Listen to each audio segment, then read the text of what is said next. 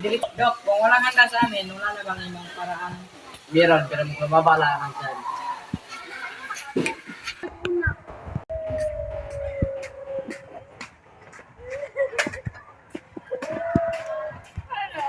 Dok, okay ako ng beeping na monitor. It's a good sign. Ayan. Donor. Tigilan mo na yan, Kristal.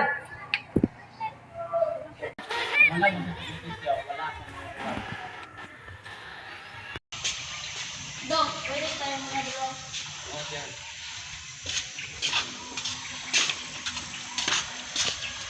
Tingnan nga po sir, ano ang pangalan niya? Ito nga pala si Nord Dubali. Mr. Nord, may cancer ka ba? Are you sincere? Promise, Dok. At least, bago pumunta tayo, meron akong abagoy na.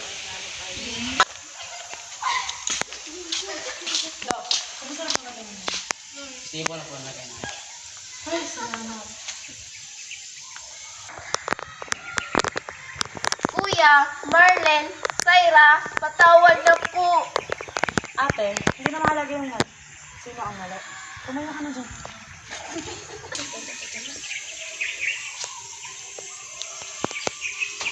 Mga anak, ito ang pinakamagandang regalo sa buhay ko.